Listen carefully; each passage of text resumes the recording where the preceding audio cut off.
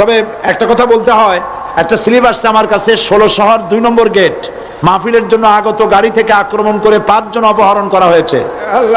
বোয়ালখালী থেকে মাহফিলে আসার সময় গাড়িতে গুলি চালানো হয়েছে, 2 জনের অবস্থা আশঙ্কাজনক। আমি পুলিশ কর্তৃপক্ষকে বলছি, আপনারা থামেন। আপনারা পুলিশ কর্তৃপক্ষ, আপনারা এই লোকগুলিকে ঠেকান। ওনাদের মাজারের কি মহব্বত, সাইদি মাজারের বিরুদ্ধে কথা বলে, পীর অলিউল্লাহর বিরুদ্ধে কথা বলে, নিজেরা নামাজ পড়েন এক ওয়াক্ত। ওনাদের মাজারের কি মহব্বত, সাইদি মাজারের বিরুদ্ধে কথা বলে, পীর অলিউল্লাহর বিরুদ্ধে কথা বলে, নিজেরা নামাজ পড়েন এক ওয়াক্ত। হ্যাঁ, একজন নাকি মদ খাচ্ছিল। কি খাচ্ছিল? মদ পান করতে গিয়া মোষ ছিল খুব লম্বা, আছে তো মানুষের মোষ নানান কায়দা, দেখছেন না? সেদিন একজনের দেখলাম এত বড় মোষ যে একেবারে মুখ টুক ঢাকা, লোকটা হাসে না কান্দে বোঝার কোন উপায় নেই। এরকম মোশালা এক লোক বাম হাত দিয়া মোষগুলা উঁচা করিয়া তারপরে মদ পান করতেছে। একজন এসে জিজ্ঞেস করছে, ভাই তুমি এত কষ্ট করে মদ খাও কেন? এক হাত দিয়ে উঁচু করে ধরিয়া তারপরে এত সাবধানতা অবলম্বন করে খাচ্ছ, কারণ কি? কয় যে ওলামায়ে কেরামদের মুখে শুনেছি কোনো কিছু পান করতে গেলে যদি মোষ ভেজে তাহলে নাকি মাকরু হয়। খাইতেছে কিন্তু হারাম, খাইতেছে কি হারাম, মাকরু থেকে বাঁচার চেষ্টা করতেছে। বেটাদের নামাজ নাই, রোজা নাই, মদ জেনা জুয়ানিয়া সারাদিন ডুবে থাকে। সাইদি মাজারের বিরুদ্ধে কথা বলেছে, মাজারের কত মোহব্বত। আমি আল্লাহর ওলিদের মাজারের বিরুদ্ধে কথা বলি না, থামুন। আল্লাহর ওলিদের মাজারের বিরুদ্ধে কথা বলি না, আমি কথা বলি মাজার নিয়ে যারা ব্যবসা করে তাদের বিরুদ্ধে কথা বলি। সুতরাং হাবিজাবি কথা বলে মানুষকে ফিরানো যাবে না। এই তৃতীয় শ্রেণী, তারা ধর্মের নামে মানুষকে আল্লাহর রাস্তা থেকে ফিরাবার চেষ্টা করে, আজে বাজে কথা বলে, যা কোরআনে নাই হাদিসে নাই, এই ধরনের কথা বলে আর এ দিয়া ব্যবসা করে। আছেন এরকম ব্যবসা? আছে। আলহামদুলিল্লাহ, সব ব্যবসা চট্টগ্রামে অনেক কমে গেছে। আলহামদুলিল্লাহ বলেন, কোন আলহামদুলিল্লাহ। কমতেই হবে, কারণ বাংলাদেশের 2টা জেলার মানুষের ভেতরে ইসলামী সেন্টিমেন্ট সব থেকে বেশি তীব্রতর। 1 নম্বর চট্টগ্রাম, 2 নম্বরে সিলেট। কারণ এই 2 জেলায় আল্লাহর ওলিরা সব থেকে বেশি খেদমত করেছেন। কাজী ইসলাম থেকে মানুষকে দূরে সরাইতে পারবা না। মানুষ ঐক্যবদ্ধ হয়ে আল্লাহর দ্বীনকে কায়েম করার জন্য প্রস্তুতি নেবে। এরা এইভাবে বাধার সৃষ্টি করে, মাজার পূজা নিয়ে নানান ধরনের কথাবার্তা নিয়ে মানুষকে বিভ্রান্ত করার জন্য তারা চেষ্টা চালায়। আপনারা বিভ্রান্ত হবেন? বিভ্রান্ত হবেন? বড় বড় ওলামাদের কাছে যাবেন, আলেমদের কথা শুনবেন, ফাসেকরা কি বলল শোনার কোনো প্রয়োজন নাই। তবে আপনারা বিশ্বাস করেন, যত ভয় আপনারা পাচ্ছেন, আসলে ভয়ের কিছু নাই। আপনারা কি ভয় পাচ্ছেন? ভয় পাচ্ছেন?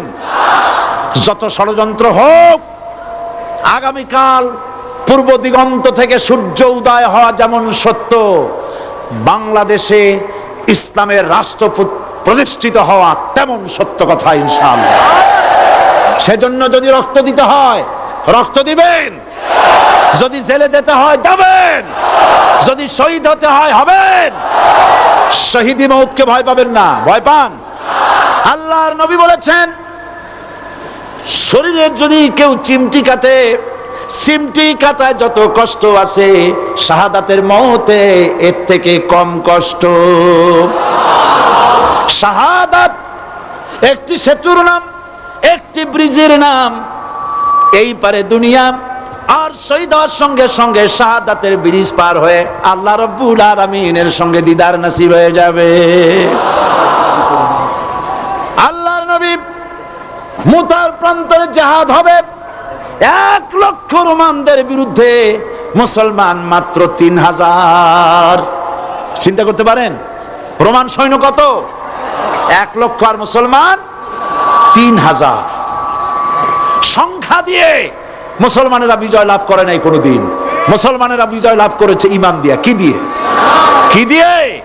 ঈমান দিয়ে। সুতরাং আপনি ভারতকে বলে দিতে পারেন, ভারতকে আপনি বলে দিতে পারেন, ভারত তোমার জনশক্তি বেশি, ভূখণ্ড বড়, তোমার অস্ত্র বেশি, সব তোমার থাকতে পারে, কিন্তু তোমার চাইতে আমার একটা অস্ত্র অনেক অনেক অনেক বড়। সে অস্ত্রের নাম কি? চিল্লায় বলুন। সে অস্ত্রের নাম ঈমান। এই ঈমানের সামনে গাছের শুকনা পাতার মতো তারা উড়ে যাবে ইনশাআল্লাহ, কোন চক্রান্ত কাজে লাগবে না। নবীজি জিহাদের জন্য মুসলমানদেরকে তৈরি করলেন আর বললেন, এই জিহাদের প্রধান সেনাপতির দায়িত্ব আমি দিলাম আমার পালক পুত্র যায়েদ। যায়েদ কোথায়? তিনি বললেন, লাব্বাইক হুজুর, আমি হাজির আছি। নবীজি বললেন, যায়েদ যদি শহীদ হয়ে যায় তাহলে জাফর তুমি কোথায়? তিনি দাঁড়ায় গেলেন। নবী বললেন, জাফর যদি শহীদ হয়ে যায়, এরপরে আব্দুল্লাহ বিন রাওয়াহা তুমি কোথায়? তিনি বললেন, হুজুর হাজির। হুজুর বললেন, তুমি দায়িত্ব পালন করবে। তিনজন যদি শহীদ হয়ে যায় তাহলে এরপরে তোমরা নিজেরা একজনকে বানায়া নিও সেনাপতি। তাহলে বোঝা গেল আল্লাহর নবী যে তিনজনের নাম নিলেন তাদের শহীদ হয়ে যাওয়া কনফার্ম হয়ে গেল, নিশ্চিত হয়ে গেল। হুজুর বললেন, যাদের নাম আমি নিলাম বাড়ি চলে যাও, বিদায় নিয়ে আসো মা বাপ স্ত্রীর কাছ থেকে। না জেনে হঠাৎ করে গুলি খেয়ে মরা আর জেনে শুনে মরা, দুই মরা কি একরকম?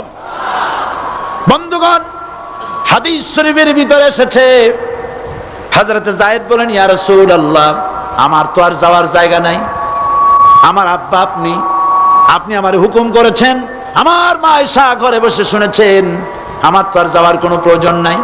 হযরতে জাফর বাড়ি চলে গেছেন।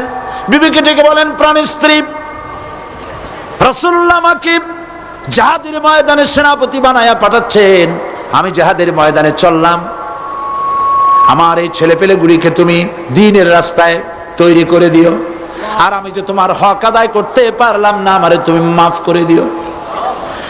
স্ত্রী আল্লাহর দরবারে দুখানা হাত তুলে বলেন, রব্বুল আলামিন, আমার স্বামীকে রাসূলুল্লাহ সেনাপতি বানায়া জিহাদের ময়দানে পাঠাচ্ছেন, আমি আমার স্বামীরে ফিরাবার হক রাখি না, তবে আমি তোমার কাছে দোয়া করি রব্বুল আলামিন, আমার স্বামীরে জিহাদের গাজী বানায়া আমার কাছে আল্লাহ তুমি ফিরাইয়া দিও।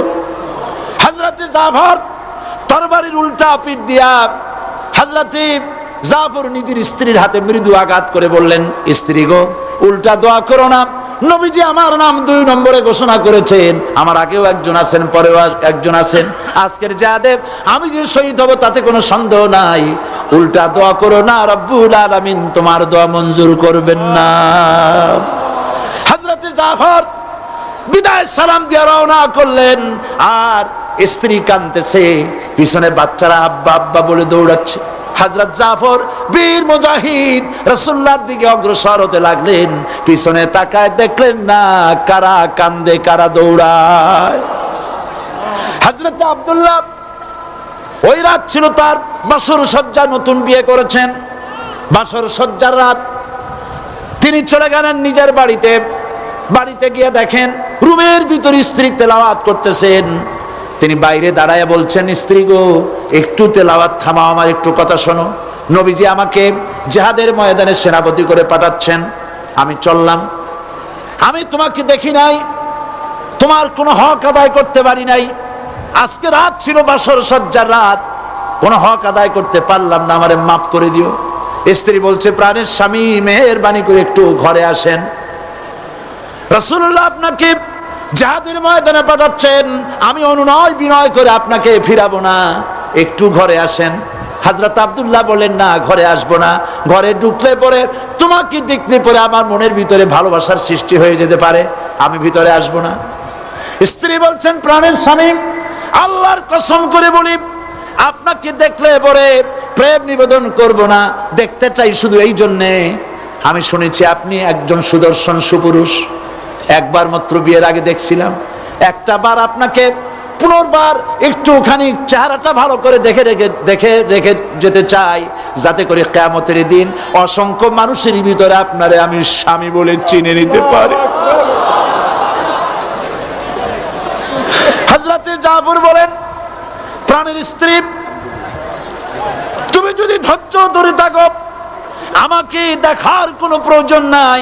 আর তুমি যদি ধৈর্য ধরে থাকতে পারো, আমার শাহাদাতের পরে কিয়ামতের দিন আল্লাহ রাব্বুল আলামিন জান্নাতের ভেতরে তোমারে আমারে স্বামী স্ত্রী হিসাবে পরিচয় করাইয়া দিবে। তিনজন জিহাদের ময়দানে ঝাঁপিয়ে পড়লেন। হযরত যায়েদ অসংখ্য মানুষ নিধন করে শহীদ হয়ে গেলেন। জাফর ইসলামের ঝান্ডা হাতে নিয়ে রওনা করেছেন। কাফেররা তারে ঘিরে ফেললো, ডান হাতে কোপ দিল, বাম হাতে পতাকা ধরলেন, বাম হাতে কোপ দিল। এবার দুইটা কাটা ঝুলানো হাত দিয়া পতাকা বুকের সাথে জড়ায় ধরেছেন। পাশের সাহাবীকে ডেকে বলেন, নবীর সাহাবী শোনো, আল্লাহর নবীকে বলে দিও জীবনের শেষ মুহূর্ত পর্যন্ত কলেমার পতাকা জড়ায় ধরেছি, মাটিতে পড়তে দেই নাই। আমার মনে হয় আমি এখন শহীদ হয়ে যাব, কারণ আমার নাকের মধ্যে আমি এখন আল্লাহর জান্নাতের সুঘ্রাণ পেতেছি। হযরত জাফর শহীদ হয়ে গেলেন। হযরত আব্দুল্লাহ বিন রাওয়াহা আর আবু উবায়দা দুজনে মিলে পতাকা ধারণ করার জন্য চলে এলেন। দূরের থেকে নজর করে পতাকা কে যেন উঁচু করে রাখছে। মনে মনে ভাবলেন, আমরা যাওয়ার আগে ইসলামের পতাকা কে ধরলো? কাছে গিয়ে দেখেন হযরত জাফরের পা কাটা, দুই পা কেটে কাফেররা দুই দিকে ফেলে দিয়েছে, দুই হাত কেটে দুই দিকে ফেলে দিয়েছে, দেহটা একদিকে ফালায় রাখছে, আর শূন্য মাথাটা, শুধু মাথা একদিকে পড়ে থেকে ইসলামের পতাকা কামড়ায়া উঁচু করে ধরে রেখেছে।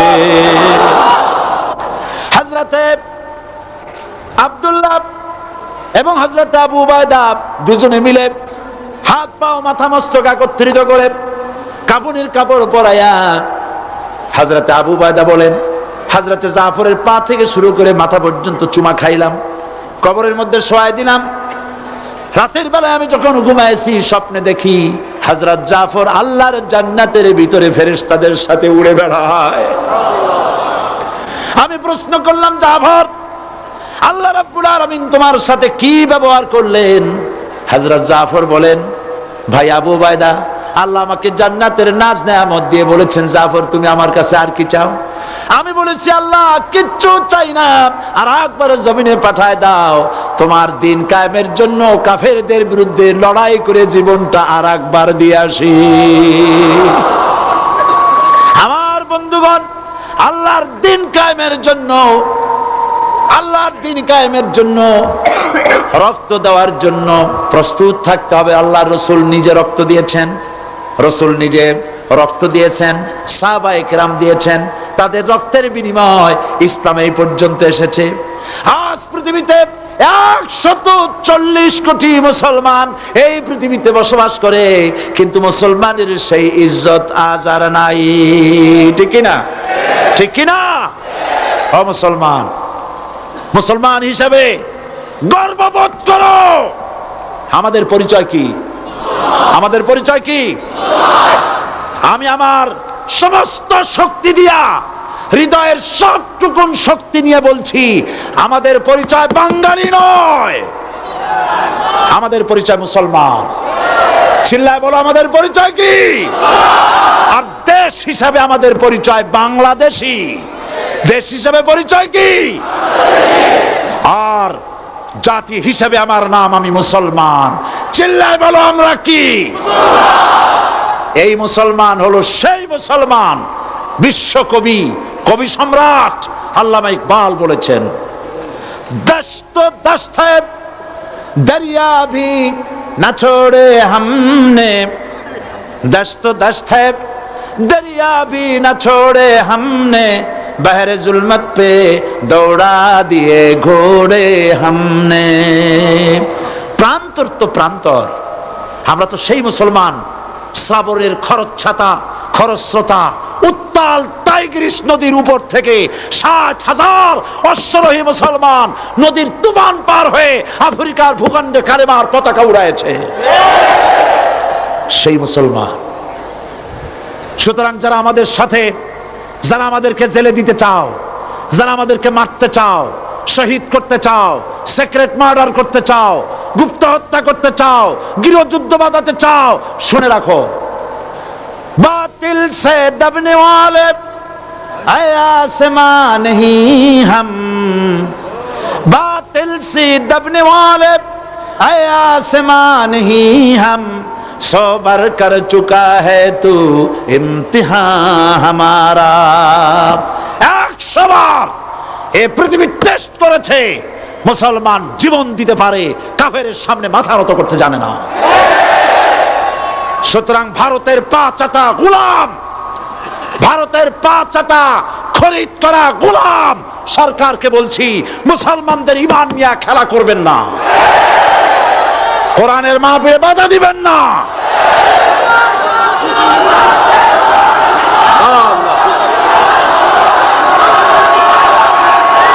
আল্লাহ রাব্বুল আলামিন মুসলমানদেরকে বিজয় দিবেন ইনশাআল্লাহ। বলেন ইনশাআল্লাহ, বলেন ইনশাআল্লাহ।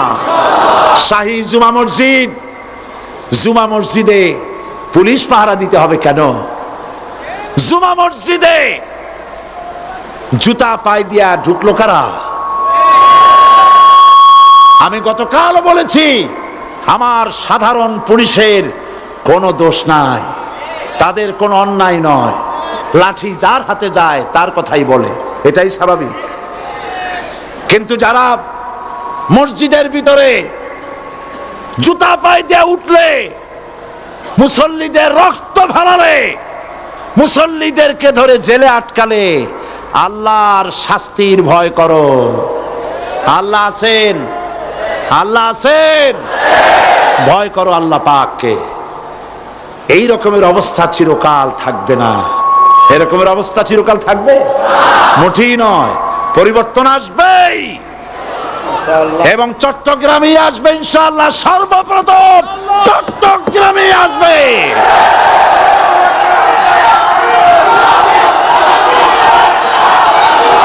আজ আপনারা দেখতে পাচ্ছেন না, আপনারা দেখতে পাচ্ছেন না, স্টেডিয়ামের ভেতরে বীর চট্টলার 1400 বছর আগের খাদিজা আয়েশা দিয়ে এই স্টেডিয়ামের ময়দান 50,000-এর উপর মেয়ে লোক দিয়ে ভরে গেছে।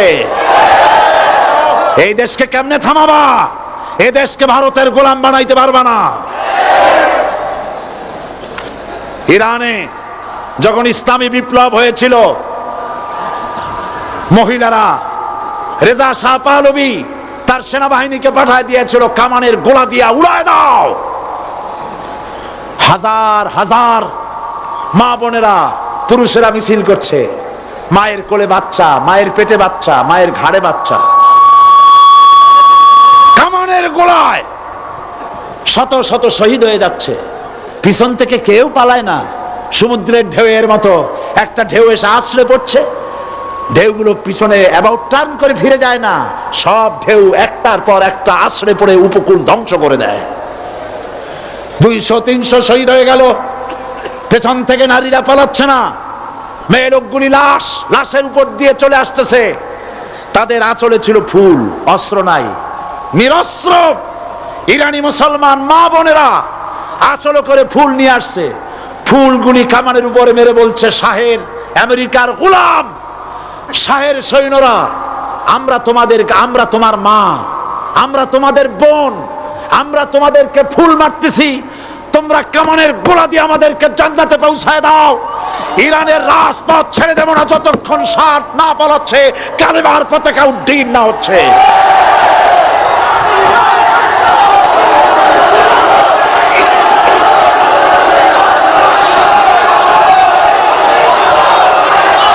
সুতরাং ভারতের পা চাটা গোলাম সরকারকে বলতে চাই, আজকের এই দৃশ্য চোখে দেখো, তাকায় দেখো, যদি প্রয়োজন হয় চট্টগ্রামের মা বোনেরা ঘর ছেড়ে রাস্তায় বেরিয়ে আসবে। ঢাকা, সিলেট, খুলনা সমস্ত শহর বাংলাদেশ অচল হয়ে যাবে। মুসলমানদের ঈমান পরীক্ষার, আগুন পরীক্ষার ক্ষেত্রে এগিয়ে শোনা, মুসলমানদের ঈমানের পরীক্ষা নিতে চেও না। আল্লাহর দ্বীন বাংলাদেশের জমিনে প্রতিষ্ঠা হবেই হবে ইনশাআল্লাহ। সেই সুযোগ আল্লাহ যেন দান করেন, বলেন আমিন।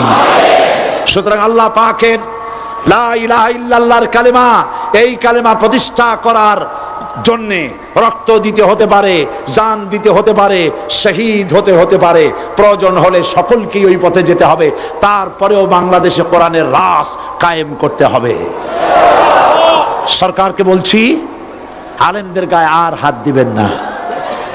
মুফতি ইজহার সাহেবের সঙ্গে বেয়াদবি করেছেন। তিনি আলেমদের ওস্তাদ, হাজারো আলেমদের ওস্তাদ, তিনি কওমি মাদ্রাসার আলেম। আমি জীবনেও কওমি মাদ্রাসায় পড়িনি, আলিয়ায় পড়েছি।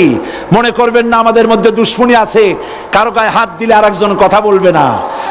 আর একজন বাংলাদেশের আর একজন আলেমের গায়ে যদি সরকার হাত দেয়, বাংলাদেশ দাবানলের মতো দাউ দাউ করে আগুন জ্বলবে।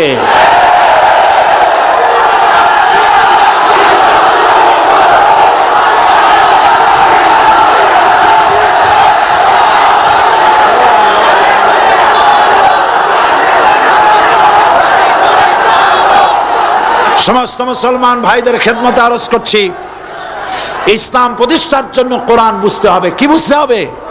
কোরআন বুঝতে হবে। আপনারা তো হাত তোলা তো বাড়ির কাছে সবাই দাঁড়ায় গেছেন, বাংলাদেশ ইসলামী রাষ্ট্র চান, তাই না? কিন্তু ইসলামী রাষ্ট্র চাওয়ার আগে সকলকে নামাজি হতে হবে, 5 ওয়াক্ত নামাজ সঠিকভাবে আদায় করতে হবে। রাজি আছেন? রাজি আছেন? আপনারা যদি নামাজি না হন, আল্লাহর কোনো ঠেকা পড়ে নাই বেনামাজিদের কাছে। আল্লাহর দ্বীন আল্লাহ কায়েম করে দেবে, আল্লাহর কোনো প্রয়োজন নাই। কথা বুঝতে পেরেছেন? ওয়াদা করতে পারবেন যে নামাজ আর ছাড়বেন না? ওয়াদা করতে পারবেন? সমস্ত পুরুষ আর মা বোনেরাও, আপনাদেরকে কেউ দেখছে না, আপনারা পর্দায় আছেন, আল্লাহ দেখতেছে। কে দেখতেছে? সকল মুসলমান নরনারী আকাশের দিকে দুহাত উঁচু করেন, বলেন ইয়া আল্লাহ, এ পবিত্র কোরআনের মাহফিলে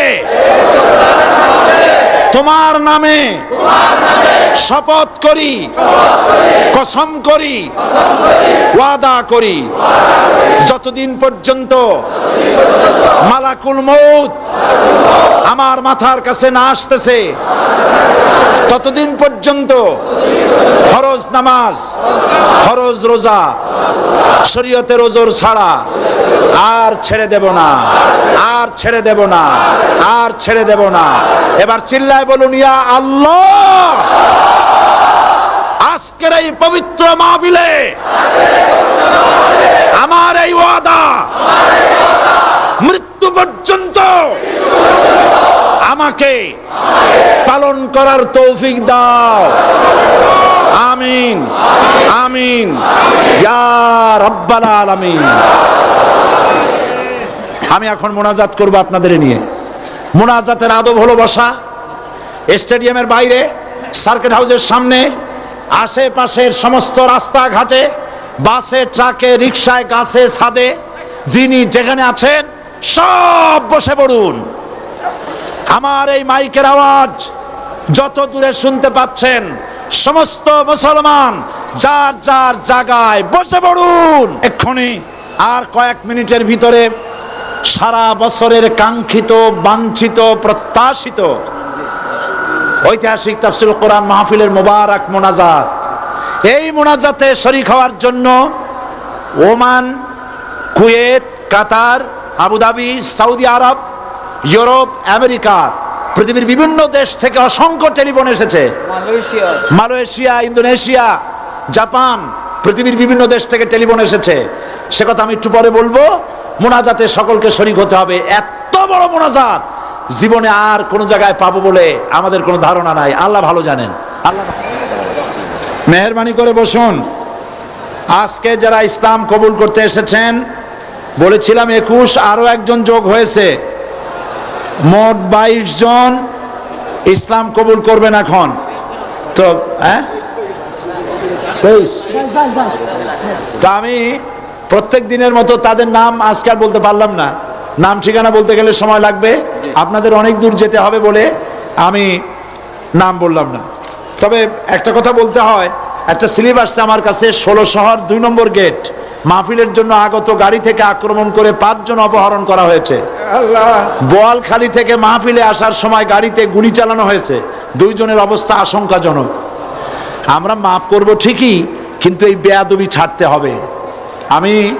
আমি পুলিশ কর্তৃপক্ষকে বলছি, আপনারা থামেন। আপনারা পুলিশ কর্তৃপক্ষ, আপনারা এই লোকগুলিকে ঠেকান। আমি বিশ্বাস করতে পারি না, আমি বিশ্বাস করতে পারি না কোনো মুসলমানের সন্তান তাফসিরুল কোরআন মাহফিলের শ্রোতাদের গায়ে গুলি করতে পারে অথবা তাদেরকে অপহরণ করতে পারে। কোনো মুসলমান সন্তানেরা পারে না। সুতরাং আমি সাবধান করে দিচ্ছি, আল্লাহর গজবের মুখোমুখি না হওয়ার জন্যে প্রশাসন, গোয়েন্দা বিভাগ তৎপর থাকুন।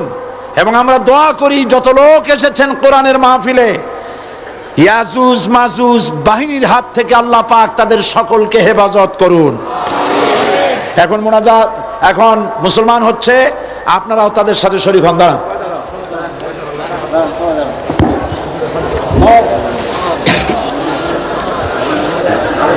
হাত দেন সকলে, আমার সাথে হাত দেন, আমার হাত ধরেন সকলে। লা ইলাহা ইল্লাল্লাহু মুহাম্মাদুর রাসূলুল্লাহ। আল্লাহ ছাড়া কোনো ইলাহ নাই, মাবুদ নাই, মুহাম্মদ সাল্লাল্লাহু আলাইহি ওয়াসাল্লাম আল্লাহর প্রেরিত রাসূল। আশহাদু আন লা ইলাহা ইল্লাল্লাহু ওয়াহদাহু লা শারীকা লাহু ওয়া আশহাদু আন্না মুহাম্মাদান আবদুহু ওয়া রাসূলুহু। আমি সাক্ষ্য দিচ্ছি আল্লাহ ছাড়া কোনো ইলাহ নাই, মাবুদ নাই, উপাস্য নাই, তিনি এক, তিনি একক, তার কোনো অংশীদার নাই। আমি আরো সাক্ষ্য দিচ্ছি মুহাম্মদ সাল্লাল্লাহু আলাইহি ওয়াসাল্লাম আল্লাহর বান্দা এবং তার প্রেরিত রাসূল। সকলকে বলো আসসালামু আলাইকুম। আপনারা সালামের জবাব দিন। সবাই বসুন।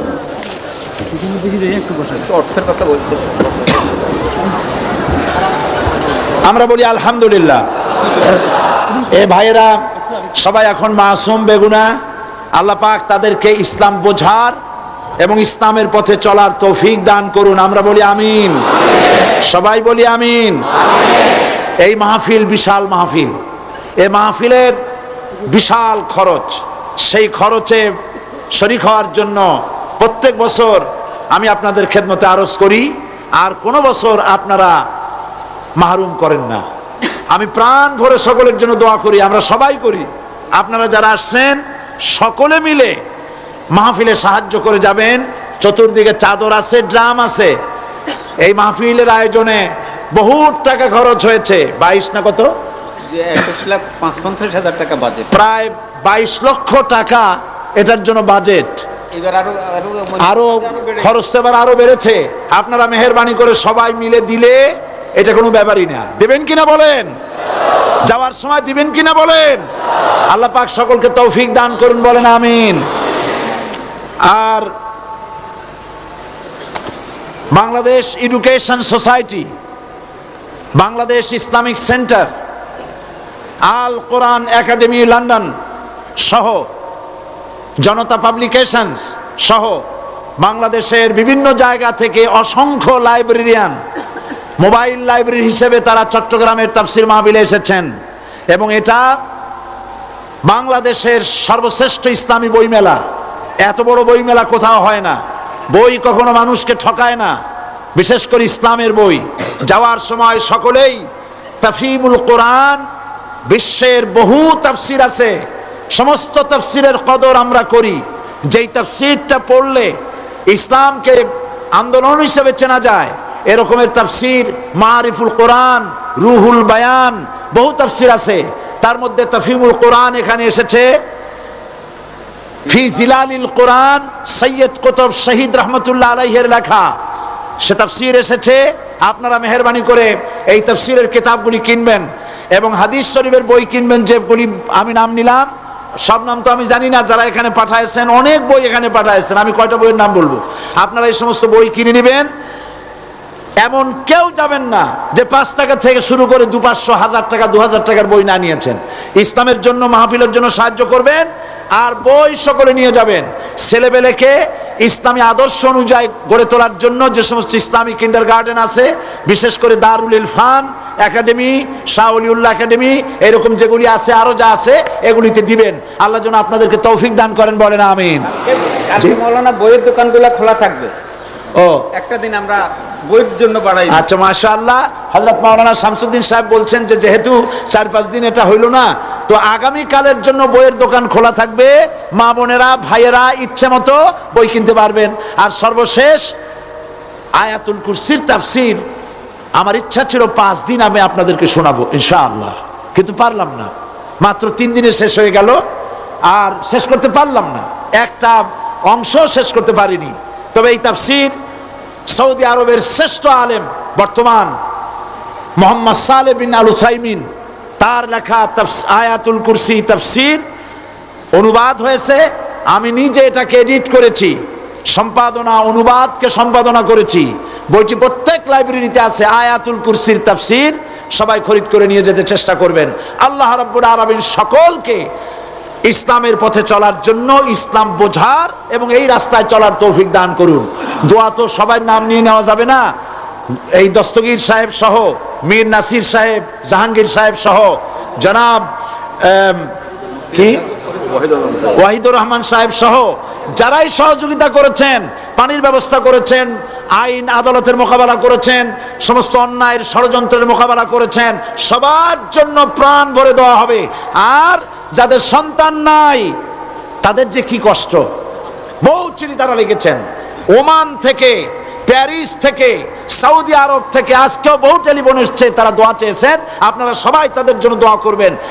গ্রিসের রাজধানী এথেন্স, সেখান থেকেও আমার কাছে টেলিফোন এসেছে, তারা দোয়া চেয়েছে, তারা এই তাফসীর মাহফিলের জন্য কান্নাকাটি করেছে। আসেন আল্লাহ পাকের কাছে দোয়া করার আগে আল্লাহকে একটু ডেকে নেই আমরা সবাই, সকলে গলা ছেড়ে মহব্বতের সাথে আপনারা কিছু সময় আল্লাহকে ডাকেন। সুবহানাল্লাহ ওয়ালহামদুলিল্লাহ লা ইলাহা ইল্লাল্লাহ, সুবহানাল্লাহ ওয়ালহামদুলিল্লাহ লা ইলাহা ইল্লাল্লাহ, সুবহানাল্লাহ ওয়ালহামদুলিল্লাহ লা ইলাহা ইল্লাল্লাহ, সুবহানাল্লাহ ওয়ালহামদুলিল্লাহ লা ইলাহা ইল্লাল্লাহ, লা ইলাহা ইল্লাল্লাহ মুহাম্মাদুর রাসূলুল্লাহ। আল্লাহুম্মা আমিন। রব্বানা যালামনা আনফুসানা ওয়া ইন লাম তাগফির লানা ওয়া তারহামনা লানাকুনান্না মিনাল খাসিরিন। সবাই পড়েন আমার সাথে, রব্বানা যালামনা আনফুসানা ওয়া ইন লাম তাগফির লানা ওয়া তারহামনা লানাকুনান্না মিনাল খাসিরিন। ربنا ظلمنا أنفسنا وإن لم تغفر لنا وترحمنا لنكونن من الخاسرين.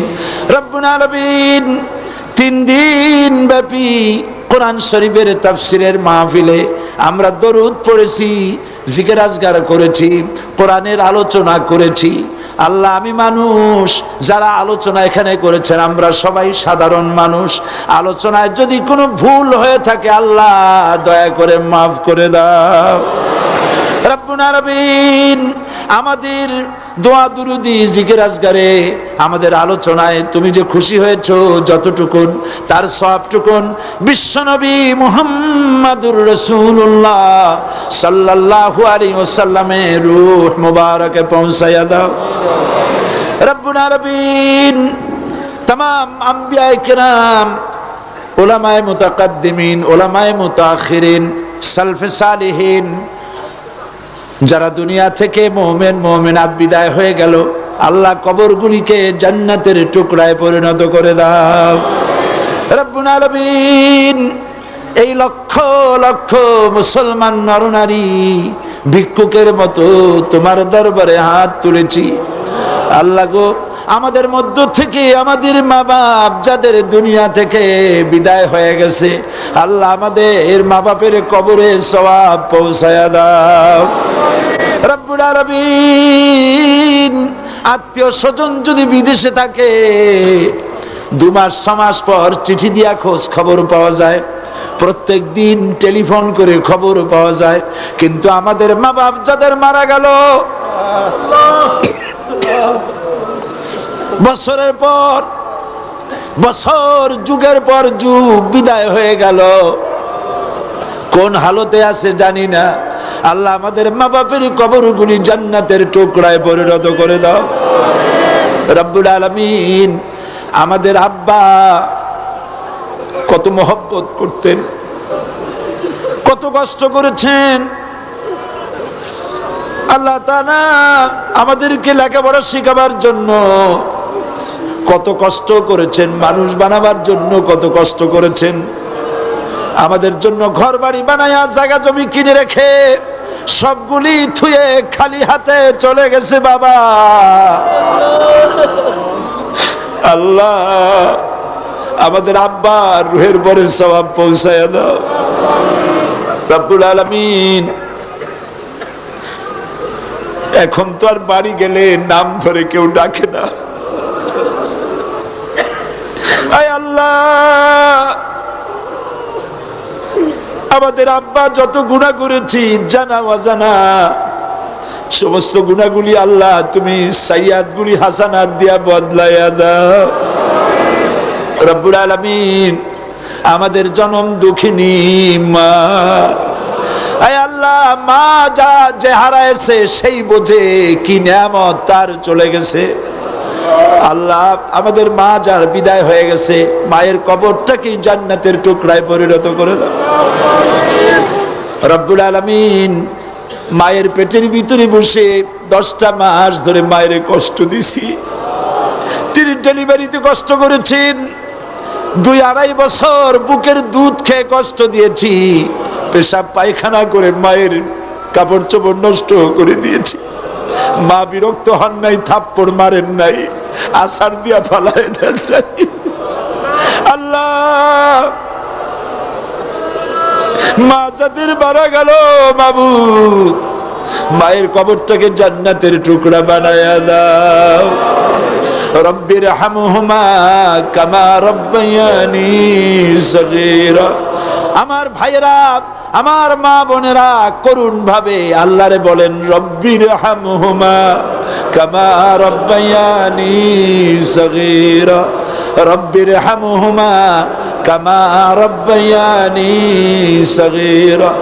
আয় আল্লাহ তাআলা আমাদের দাদা দাদি নানা নানি আত্মীয় স্বজন পাড়া প্রতিবেশী বন্ধু বান্ধব যারা মারা গেছে প্রত্যেকের রুহের পরে সওয়াব পৌঁছায় দাও আল্লাহ তাআলা।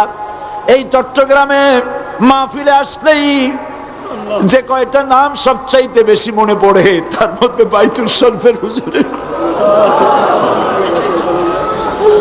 আল্লাহ বাইতুল শরীফের হুজুরের কবরটাকে জান্নাতের টুকরা বানাও। গারাঙ্গিয়া পীর সাহেব হুজুরের কবরের সওয়াব পৌঁছায় দাও রব্বুল আলামিন। আর একজন সিংহ পুরুষ এই এলাকা থেকে বিদায় হয়ে গেছে, মাওলানা সিদ্দিক আজাদ। আল্লাহ কবরটাকে বেহেশত বানায় দাও রব্বুল আলামিন। হযরত সৈয়দ আব্দুল আহাদ আল মাদানী, আল্লাহ এই নিয়ামত আমরা হারাইছি, আল্লাহ তার কবরে তার রুহের পরে সওয়াব পৌঁছায় দাও রব্বুল আলামিন। আমাদের মধ্য থেকে আত্মীয় স্বজন যারা চলে গেল তাদেরকে মাফ করে দাও। আয় আল্লাহ, এবার আমরা আমাদের নিজেদের কথা বলি। তুমি তোমার আরশে আজিম থেকে চট্টগ্রামের এই মাটির দিকে তাকাও।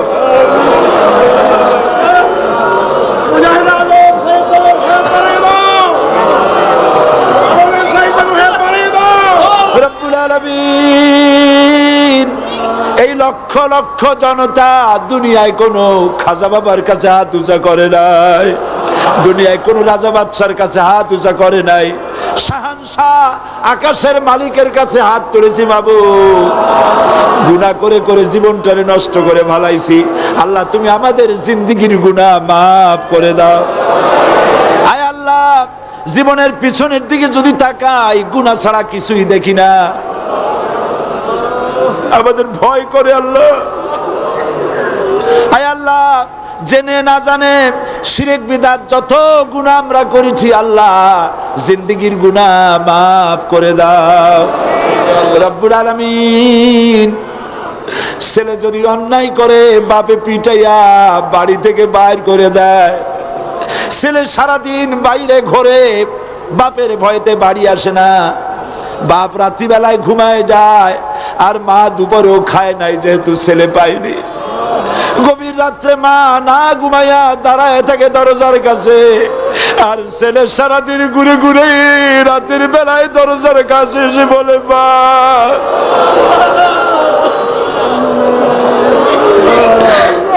দরজা খুলে বলে বাবা রে কেন দুষ্টমি করিস, আর দুষ্টমি করবি না, সারাদিন কোথায় ছিলি, আমিও কিছু খাই নাই।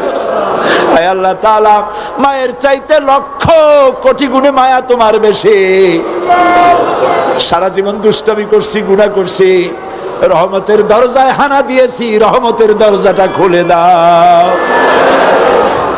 आह जाती है फलक पर रहम लाने के लिए, बादलों हट जा दे दो राह जाने के लिए, रहम कर अपना नाम आईने करम को भूल जा, हम तुझे भूले लेकिन तू ना हमको भूल जा,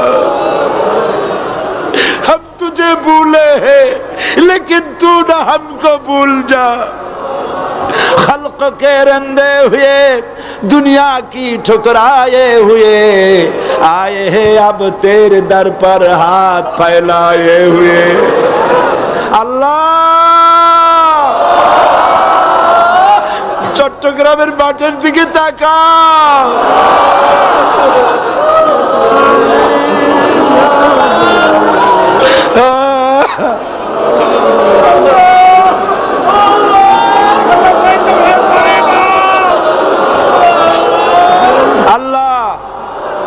আল্লাহ এই চট্টগ্রামের তাফসীরের মাহফিলে যারা বাধা দিল বাবু, যারা 144 দ্বারা ছিল বাবু, কোরআনের খাদেমদের যারা মসজিদে পিটাইলো, যারা জেলে দিল, আল্লাহ বলেন আল্লাহ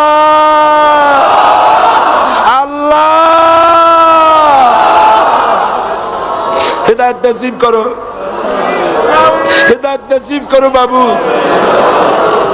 हजरत उमर तो रसूलुल्लाहरे मारते আসছিল, হযরত উমর তো রাসূলুল্লাহর হত্যা করতে আসছিল, সেই উমরে তুমি কোথায় নিয়ে গেছো বাবু? যারা তাফসীর মাহফিলে বাধা দিল, এই সবগুলিকে আল্লাহ আমাদের বানায় দাও আল্লাহ। আল্লাহ আল্লাহ বাংলাদেশ পৃথিবীর দ্বিতীয় বৃহত্তম মুসলিম দেশ, আমরা একটা বিপদে পড়ছি বাবু, আমরা ভুল করছি, আমার ভাইরা কান্দেন, আমরা ভুল করছি বাবু, আমরা বিপদে পড়েছি বাবু, আমাদের বিপদ থেকে বাঁচাও আল্লাহ। তুমি প্যালেস্টাইনে মুসলমান মারতেছো, আলজেরিয়ায় মুসলমান মারতেছো, বসনিয়ায় মারতেছো, তুমি কি আমাদের ব্যাপারে ওই রকম সিদ্ধান্ত নিছো নাকি মাবুদ? মাবুদ তুমি কি সত্যি আমাদের উপর রাগ করছো? তুমি কি রাগ করতে পারো? তুমি তো রহমান, তুমি তো রহিম, তুমি তো বলছো নাব্বি বাদি আন্নি আনাল গাফুরুর রহিম। আল্লাহ আমাদের উপরে রাগ করো না, আমরা যাবো কই? আল্লাহ তুমি যদি রাগ করে আমাদের ফালায় দাও, তোমার কোনো ক্ষতি নেই, তোমার কোনো ক্ষতি নাই। কত ভালো বান্দা তোমার আছে, ক্ষতি তো সব আমাদের, আমাদের যদি পালায় দাও, আমরা তোমার মতো আল্লাহ পাবো কোথায় বাবু? আমাদের পালায় দিও না, রাগ করো না, গোসা করো না বাবু।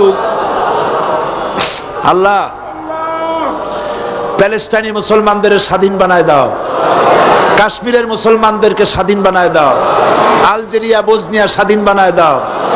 আমার মা বোনেরা, চট্টগ্রামের মা বোনেরা কত কষ্ট করে আসছে, তাদের জন্য এবছর কিছু বলতে পারলাম না। প্রত্যেক বছর তাদের জন্য আলাদা কথা বলি, এবার কিছুই বলতে পারি না। আল্লাহ আমার যত মা বোনেরা আসছে, আল্লাহ মা বোনদেরকে হযরত আয়েশা খাদিজার সাথে বেহেশত হইতে পারে এমন জীবন যাপনের তৌফিক দিয়ে দাও। আল্লাহ একটা মেয়ে লোকের বিয়ে হওয়ার পর তার জীবনের সবচাইতে বড় স্বাদ থাকে মা ডাক শোনার। এই বাচ্চা যারে তুমি দাও নাই, তার তো কলিজা মরুভূমি হয়ে গেছে বাবু। তুমি এই তাফসীর মাহফিলের দোয়া কত কবুল করছো। আল্লাহ নিসন্তানী মাদেরকে, নিসন্তানীদেরকে মা বানায় দাও, তাদের সন্তান দাও। আল্লাহ কত মানুষের রোগের জন্য দোয়া চেয়েছে, এত নাম আমরা কেমনে বলবো, তুমি তো সব জানো। আল্লাহ একজন এমপি সাহেব টেলিফোন করে আমাকে বলেছেন তার ছেলের ডেঙ্গু, এমপি সাহেব টেলিফোন করে আমাকে বলেছেন তার ছেলের ডেঙ্গু জ্বর হয়েছে। আল্লাহ ভালো বানায় দাও। যতজনে দোয়া চেয়েছেন সবাইকে তুমি রহমত করো মাবুদ। আপনারা দোয়া করেন। অধ্যাপক গোলাম আজম সাহেব টেলিফোন করে আমাকে বলেছেন তার পুত্রতুল্য স্নেহের খাদেম আতাউর রহমান মৃত্যুর মুখোমুখি হয়ে গেছে। আল্লাহ তুমি দয়া করে এই ছেলেটাকে বাঁচায় দাও। আল্লাহ তার প্রতি তুমি রহম করো বাবু। সারা পৃথিবী থেকে যত দোয়া চেয়েছে বাবু, গ্রিস থেকে, এথেন্স থেকে, প্যারিস থেকে, অস্ট্রিয়া থেকে, লন্ডন থেকে, কুয়েত, কাতার, ওমান, সৌদি আরব, মালয়েশিয়া, ভারত, পাকিস্তান, যত দেশ থেকে দোয়া চেয়েছে আল্লাহ কোরআনের মাহফিলের দোয়া কবুল হয় বিশ্বাস করে দোয়া চেয়েছে। আল্লাহ কাউকে মারুম করো না বাবু। আল্লাহ আল্লাহ কোরআন শরীফের মাহফিলের চেষ্টা করতে গিয়ে যারা মাইর খাইলো, যাদের পুলিশে পিটাইলো, আল্লাহ তাদেরকে তুমি ভালো বানায় দাও, সুস্থ করে দাও। যে ছেলেটার চোখ যাচ্ছে আল্লাহ তুমি তার চোখটা ফিরায় দাও।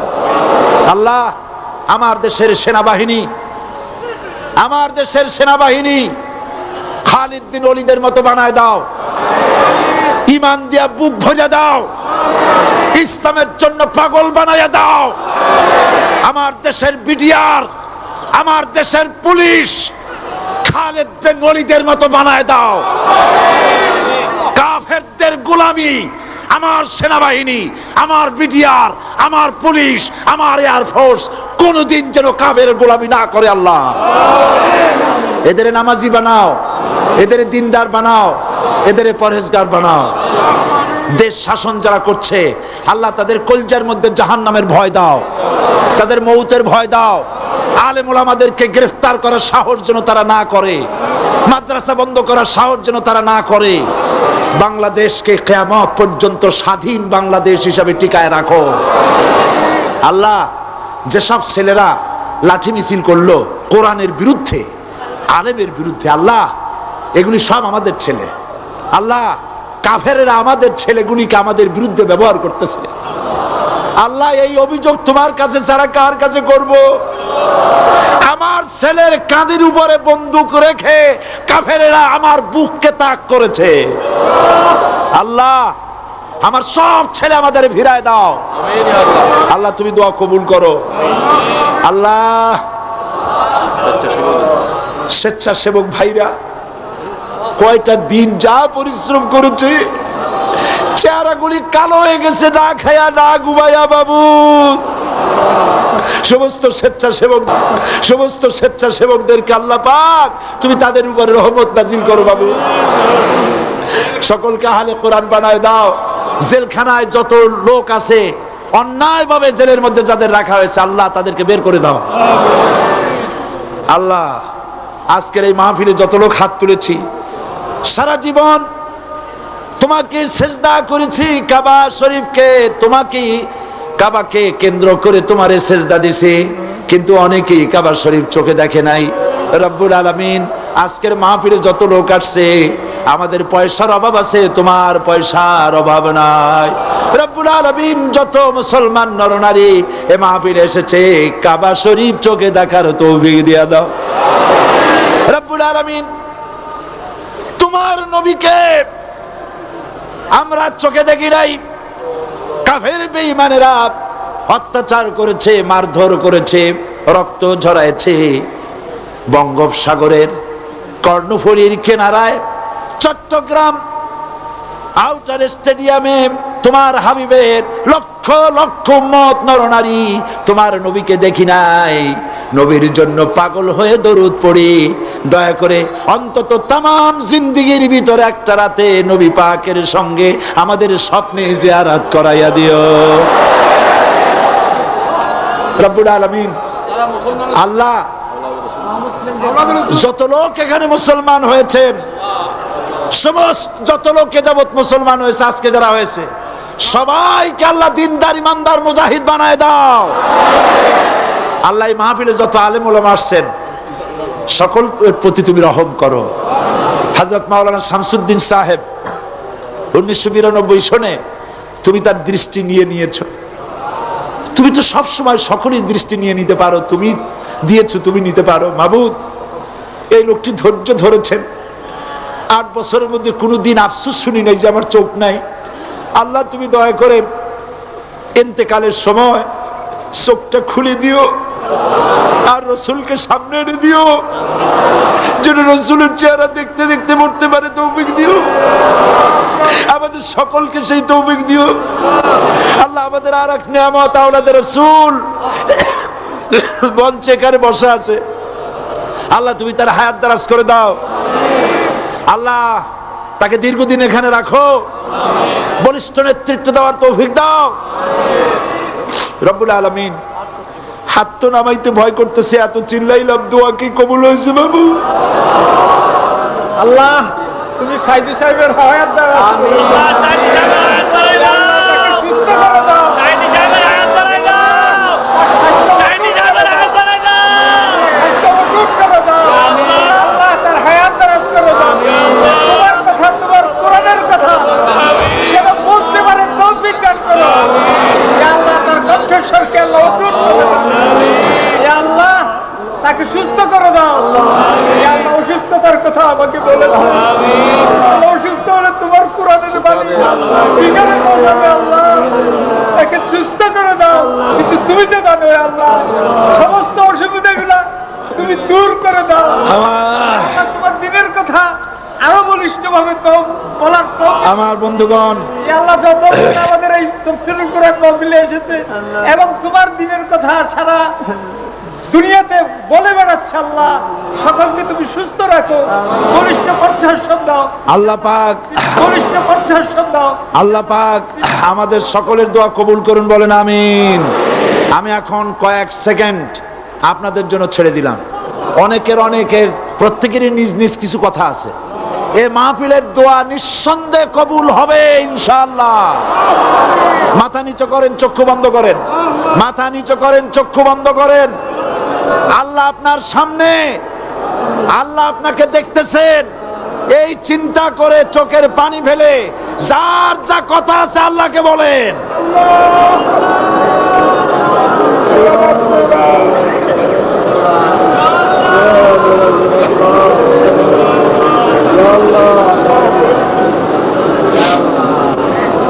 আল্লাহ, তোমার বান্দাগুলি কি চাইতেছে এখন? এই লক্ষ লক্ষ বান্দারা কি চাইতেছে তুমি জানো বাবু। যে যা চাইতেছে আল্লাহ বৈধভাবে সবাইকে দান করে দাও আল্লাহ। ডাকেন আল্লাহ রে, বলেন আল্লাহ আল্লাহ আল্লাহ, ইয়া রহমান, ইয়া রহিম, ইয়া হাইয়ু, ইয়া কাইয়্যুম। আল্লাহ, যেসব দেশের স্বাধীনতা নাই তারা জানে পরাধীনতার কি দুর্দশা। আমরা আমাদের এই স্বাধীনতা কিয়ামত পর্যন্ত চাই আল্লাহ, তুমি বজায় রাখো। আমাদের দেশটা কোরআনের শাসন হয়েছে, এটা আমাদের চোখে দেখাইও আল্লাহ। ইসলামী সমাজ কল্যাণ পরিষদকে কিয়ামত পর্যন্ত এদের খেদমতের তৌফিক দিয়ে দিও। اللهم إنا نجعلك في نحورهم ونعوذ بك من شرورهم ربنا تقبل منا إنك أنت السميع العليم وتب علينا إنك أنت التواب الرحيم سبحان ربك رب العزة عما يصفون وسلام على المرسلين والحمد لله رب العالمين واجعل آخر كلمتنا عند الموت لا إله إلا الله محمد رسول الله السلام عليكم ورحمة الله